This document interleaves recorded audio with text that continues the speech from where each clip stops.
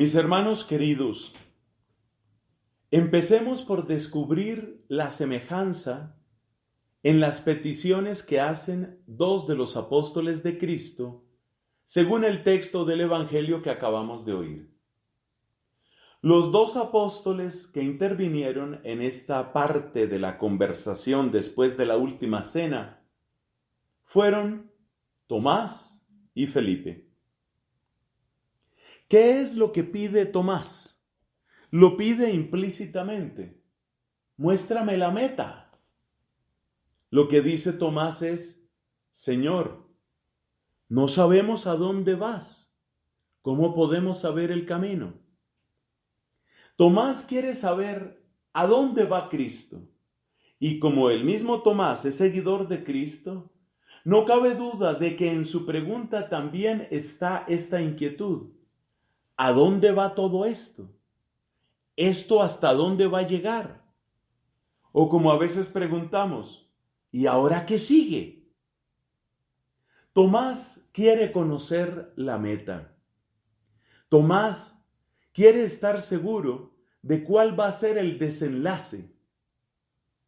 No es tan fácil que Dios le responda algo como eso. Porque si miramos a nuestro padre en la fe, es decir, Abraham, nos damos cuenta que Dios no le dio muchas respuestas sobre la meta.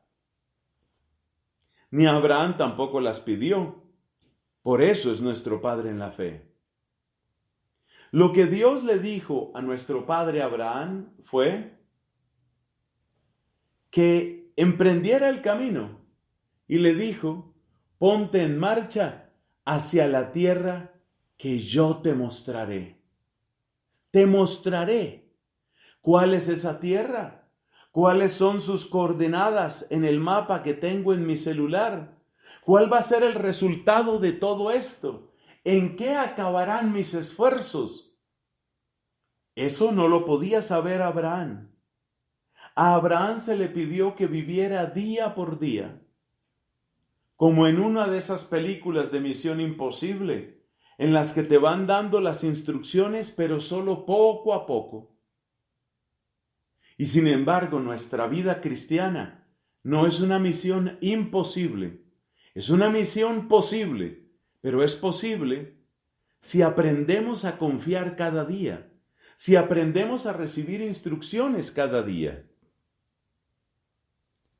Esto es muy humano y esto es muy realista. La vida humana funciona así. ¿Cuántas veces sucede en la vida humana que acontecimientos totalmente inesperados nos marcan? Recuerdo el caso de un amigo que lamentablemente tuvo un accidente, algo muy grave. Él quedó paralítico. Él quedó paralítico volviendo de ese viaje. Tuvo un accidente. Él no sabía que ese viaje, concretamente ese paseo, esa comida, iba a ser la última vez que él podía caminar. Estoy hablando de cosas muy duras, pero es que son las que pasan en la vida. ¿Cuántas personas se podían haber imaginado hace un año, hace 2 años, por no decir más tiempo, que se iba a presentar una situación mundial como esta que estamos viviendo con la pandemia? Entonces, fíjate que eso de tratar uno de asegurar la meta, que es lo que quería Tomás aquí, no es tan sabio.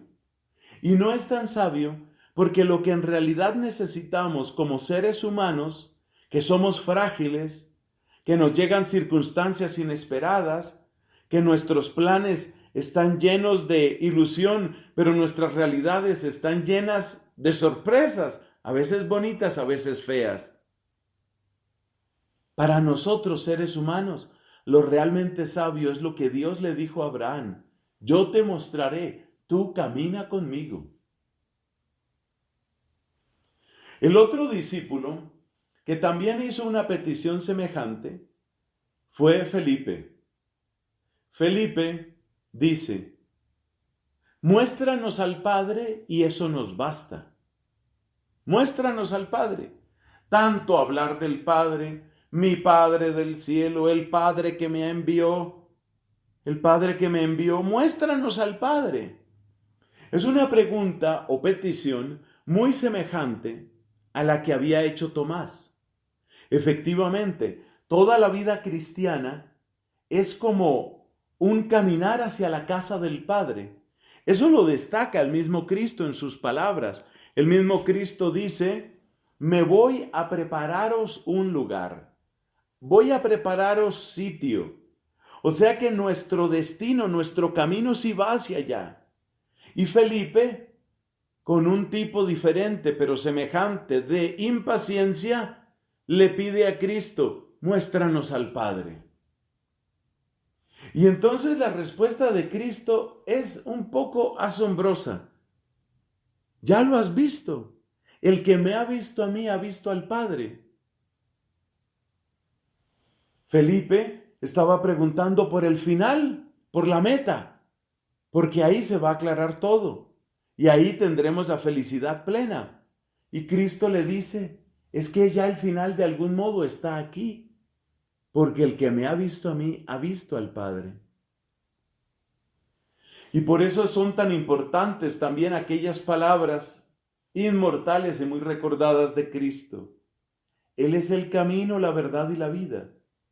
Y como lo hemos comentado en otras veces, según las palabras de Santo Tomás, Él es meta en cuanto es verdad y vida. Él es camino en cuanto Él mismo se anuncia y se presenta como camino. O sea que Él es camino para Él mismo. Así lo enseña Santo Tomás. ¿En qué sentido? En que Cristo en su humanidad es camino y en su divinidad es verdad y vida. Y por eso Cristo, de algún modo, es camino para sí mismo. Porque si le seguimos en su humanidad, le encontramos plenamente en su divinidad. Terminemos esta reflexión, hermanos, preguntándonos ahora, ¿cómo podemos hacer nuestras estas palabras del Señor? Es decir, que Cristo sea no solamente el camino, sino mi camino. Que Cristo sea no solamente la verdad, sino mi verdad. Y que sea igualmente no solo la vida, así en general, sino mi vida. ¿Qué recomendaciones prácticas podemos tener? ¿Cómo puede ser Cristo nuestro camino? Debemos enlazar estas palabras, hermanos, con las que nos ha dicho el mismo Cristo en evangelios recientes de este tiempo pascual. ¿Recuerdas lo que Él nos dijo? Mis ovejas escuchan mi voz y ellas me siguen.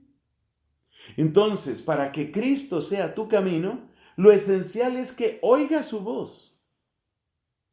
Porque si la voz de Cristo resuena en tus oídos, esa voz de Cristo es la que te permite no apartarte de sus pasos y así Él será tu camino. Entonces la resolución práctica para que Cristo sea tu camino es que acostumbres tus oídos, tu corazón y tu mente, los acostumbres a la voz del Señor. Me estoy acordando del testimonio que daba una joven. Ustedes saben que en los tiempos en que vivimos, pues hay muchas ofertas para los jóvenes. Y algunas y muchas de esas ofertas son ofertas inconvenientes, son puertas para el vicio, son puertas para el pecado. Y lo que le sucedió a esta joven, y me lo comentaba en una confesión, es que ella decía que estaba pasando por un tiempo de mucha rebeldía. Es algo que puede pasar y suele suceder en la juventud. Y la forma de rebeldía de ella era apartarse de las palabras y las recomendaciones y los discursos de ese papá y de esa mamá que todo el tiempo le estaban diciendo, cuidado con esto, no hagas esto, mira con quién te juntas, esa clase de cosas. Entonces a ella le entró mucha curiosidad por ir a un bar. Bueno, ya ese es un lugar en donde una jovencita puede tener ciertos peligros, pero es que este bar era conocido además por una orientación claramente homosexual. Un bar homosexual. O sea, ella sabía, fue invitada por algunas amigas, supuestamente en plan de curiosidad, en plan de experimentar algo nuevo, en plan de tener una anécdota, en plan de sacar una foto distinta para luego decir, miren dónde estuve. Y cuando iba de camino con sus amigas para ese lugar, empieza a resonar en su cabecita, empieza a resonar la voz de su mamá. Una voz que ella rechazaba, lamentablemente. Pero también digo, son cosas que suceden con alguna frecuencia en la juventud, en la adolescencia. Ella rechazaba esa voz, pero esa voz como que no se iba. Esa voz no se iba de su cabeza. Ahí estaba, ahí estaba. Y esa voz le advertía del peligro. Pues ella iba en un taxi con dos de sus amigas. Iban para ese lugar, para ese bar homosexual. Y mientras iba en ese camino no se callaba esa voz. Bueno, ustedes pueden creer posible que ese taxi en el que iban tuvo un problema mecánico. Faltaba todavía camino para allá. Faltaba camino para llegar. No estaban tan cerca. Y yo no sé qué le pasó al motor, una llanta, lo que haya sido. Y entonces las amigas dijeron, bueno, nos toca agarrar otro taxi. Cuando ella vio que se había varado, como decimos en Colombia, se había malogrado, dicen en otros países, se había malogrado ese carro, ahí como que esa voz se volvió un grito en su cabeza, como diciéndole, está a tiempo, hija. Y ella había salido con mentiras, los papás ni sabían dónde estaba. Y entonces ella les dijo a las amigas, no, yo creo que mejor no. Ay, no seas tonta. No, yo creo que mejor no. Mejor dicho, yo no voy. Ya tomó fuerzas y dijo, yo no voy. Y las otras, viendo a esta tan firme y no queriéndola dejar de noche en una calle de una ciudad grande, entonces dijeron, ay, pero entonces nos dañaste el plan y bueno, todo el regaño. Pero no fueron. Eso sucede cuando hay una voz del Señor que realmente la has hecho tuya. Y a mí me llama la atención de esa historia que ella rechazaba en esa época de su vida, ella rechazaba mucho la voz de la mamá y sin embargo la voz estaba ahí. ¿Qué no podrá hacer Cristo en ti? Si tú acoges esa voz del Señor, si tú la haces tuya. Y sirva esto para explicar en qué consiste la meditación cristiana. Porque hoy todo el mundo habla de meditación, pero ya sabes cómo es la meditación de ellos. La meditación de ellos es flor de loto, poner los deditos así, respirar profundo, columna recta, mente en blanco. Nosotros no tenemos que ir a mendigar a otras religiones o filosofías. Nosotros tenemos nuestra meditación cristiana. ¿Y sabes qué es la meditación cristiana? Es exactamente de lo que estamos hablando hoy. Es acoger la voz del Señor. Es hacerle eco a esa voz. Es guardar silencio y repetir despacio esa voz. ¿Cómo es que la gente hoy en día se mete en cuentos de meditación trascendental? Se ponen a repetir mantras en otras lenguas. Es que no les han contado que la inmensa mayoría de esos mantras son invocaciones cifradas a demonios y puertas que se abren a las tinieblas. Nosotros no tenemos ni que poner la mente en blanco ni la mente en mantra. Nosotros ponemos la mente en Cristo. Y nosotros nos bañamos y nos impregnamos y nos penetra la palabra de Cristo. Y esa palabra es la que resuena en ti. Y esa palabra es la que, como aquella chica de la historia, en un momento dado te impide, te frena. Cree en esa voz. Esa es la manera de hacer a Cristo tu camino. Entonces, ¿cómo puede ser Cristo mi camino? Con la práctica de la meditación cristiana. ¿Qué es la meditación cristiana? Lo que dice la carta de Santiago. No te limites a mirarte en la palabra como en un espejo y después retirarte, olvidando lo que dice la palabra. Dice la carta de Santiago, no seas olvidadizo. Graba, fija esa palabra en tu corazón, fíjala en tu mente. Que estas palabras estén con vosotros. Mira lo que dice Deuteronomio 6. Repite estas palabras estando en casa y yendo de camino, acostado y levantado. Entonces, ¿cómo será Cristo mi camino? Familiarizando mis oídos con su voz. ¿Y cómo se hace eso? Practicando la meditación cristiana. ¿Y meditación cristiana qué es? El repetir, el dar oportunidad de repetir en nosotros. ¿Sabes cuál es una de las formas más sencillas de meditación cristiana? Un rosario bien rezado. Porque un rosario bien rezado, como lo dijo el Papa San Pablo VI en Marialis Cultus, un rosario bien rezado es un acto de apropiación del misterio que estoy meditando y de ese modo la voz de Cristo, la verdad del Señor queda en mí. ¿Qué puedo hacer para que Cristo sea mi verdad? Hay dos cosas que puedo hacer. No nos quedemos simplemente repitiendo, Él es el camino, la verdad y la vida. Tiene que ser tu verdad. ¿Qué podemos hacer para que Cristo sea tu verdad y mi verdad? Dos cosas más importantes. Primera, recordemos el poder que tiene la oración. La manera como Cristo ha querido llegar a nuestras vidas es fundamentalmente a través de la oración. Porque el que suplica está recibiendo voluntariamente lo que voluntariamente Dios le quiere dar. Dios que te hizo libre no quiere aplastar tu voluntad, cancelar tu voluntad, nulificar tu voluntad para empezar Él a ser Señor de tu vida. Él quiere que voluntariamente tú lo aceptes. Entonces, en una oración, en la oración frecuente, tú estás diciéndole a Cristo, ven a vivir, ven a darle forma a mi vida. Esa es la primera recomendación. Y la segunda recomendación, que no es sino una prolongación de la primera, es, en el momento de toda decisión, confronta lo que estás pensando con Cristo. Para eso, de nuevo, una oración. A veces uno no sabe qué es lo mejor. Y a todos en alguna vez nos toca tomar decisiones que son difíciles. Decisiones difíciles. Me acuerdo el caso de un joven.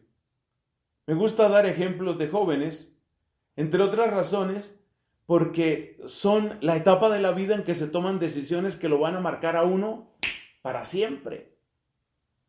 Entonces, este joven termina su carrera y tiene varias posibilidades profesionales. Cada una tiene su atractivo. El ambiente empresarial de este lugar me fascina. Las posibilidades de este lugar me encantan. Los viajes, a muchos les encanta viajar. Los viajes me parecen maravillosos. El sueldo que me voy a ganar aquí es mucho. ¿No es verdad que es muy fácil dejarse llevar por apetitos inmediatistas? ¿No es verdad que muy fácilmente uno se puede dejar llevar por cosas como esas? Por cómo me trataron, por voy a ascender rápidamente, por voy a ganar mucho dinero. ¿Qué tal que ese sea el criterio? ¿Y acaso sabes tú el futuro? Seguro que no. Nadie lo sabe.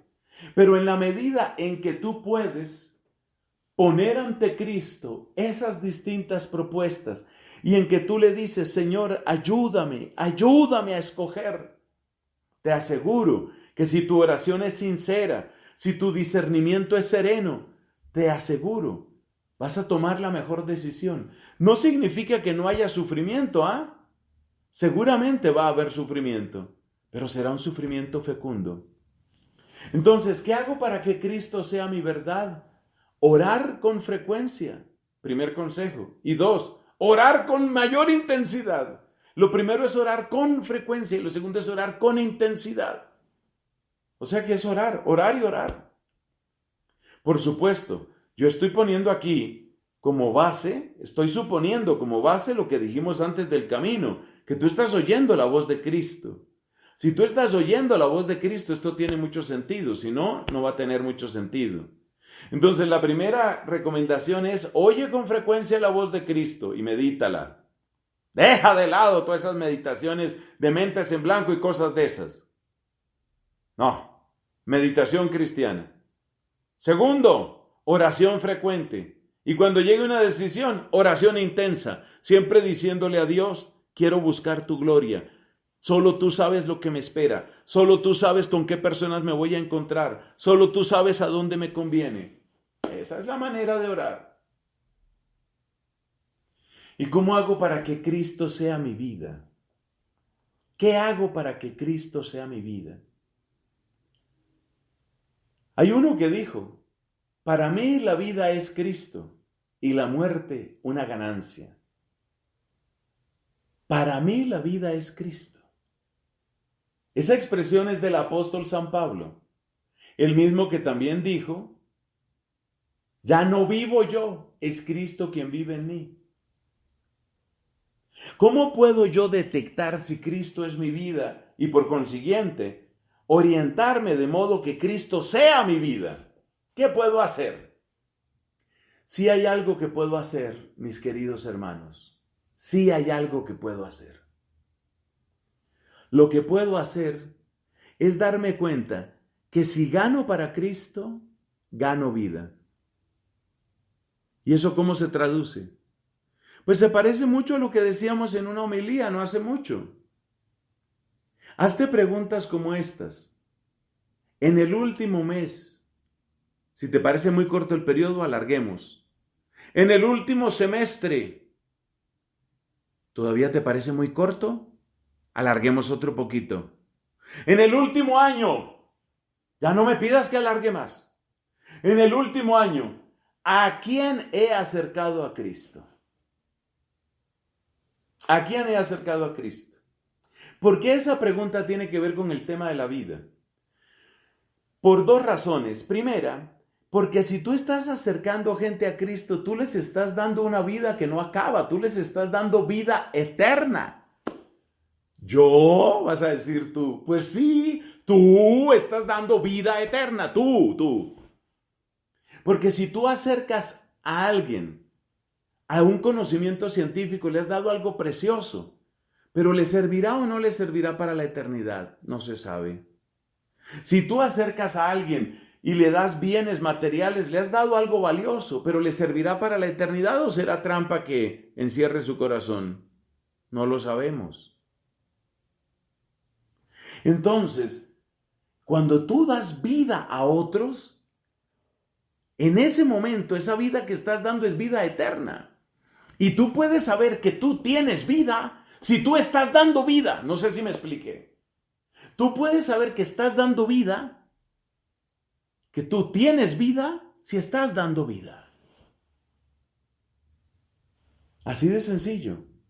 El árbol que tú ves que florece puntualmente con hermosas y perfumadas flores y que además da fruto, ese árbol está vivo. Entonces, si tú estás dando fruto, tú estás vivo, así sabes si tienes vida. Pero si tú no estás dando fruto, cuidado, porque es bastante posible que se cumpla en ti lo del Apocalipsis capítulo 3. Tienes nombre de vivo, pero estás muerto. Cuidado, cuidado.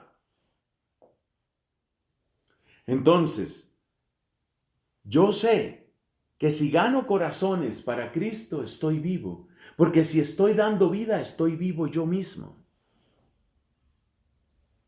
Y lo dice también la Escritura, y esta es la segunda prueba, está en la carta de Santiago. El que logre convertir a un pecador, cubre la multitud de sus pecados. ¿Ves? Ahí hay vida, vida nueva, vida que se renueva en ti. Entonces resumamos. Resumamos nuestra enseñanza. ¿Qué fue lo primero que hicimos? Comentar que 2 apóstoles tenían mucha prisa en saber la meta, y eso no es tan sabio porque en la vida pasan muchas cosas. Más bien lo que uno tiene que hacer es saber vivir cada día. Y luego eso nos condujo a la frase de Cristo: Él es camino, verdad y vida. ¿Cómo sé si Cristo es mi camino? A medida que me acostumbro más y más a su voz, a medida que me apropio más de esa voz a través de la santa meditación cristiana. Segundo, Cristo es la verdad. ¿Qué hago para que Cristo sea mi verdad? Número 1, oración frecuente. Número 2, oración intensa, sobre todo cuando llega una decisión. Así voy confrontando ante Cristo cada momento de mi vida. Tercero, ¿y cómo sé que Cristo es mi vida? Sé que Cristo es mi vida si yo estoy dando vida. Si yo no estoy dando vida, probablemente es que estoy muerto. ¿Y cómo sé si estoy dando vida? Sé que estoy dando vida si estoy acercando gente al Señor. Si no estoy acercando gente al Señor, si la gente de mi colegio no se está acercando al Señor, si la gente de mi trabajo no se está acercando al Señor, si mis compañeros de maestría no se están acercando al Señor, tengo que preguntarme, ¿quién soy yo? Porque quizás la razón principal por la que no estoy dando vida es porque yo mismo estoy muerto. Pidamos al Señor, ya que hemos hablado tanto de la oración, pidamos al Señor que nos unja, que nos bendiga, que nos fortalezca, para que Cristo sea, de verdad, tu camino y mi camino, tu verdad y mi verdad, tu vida y mi vida. Amén.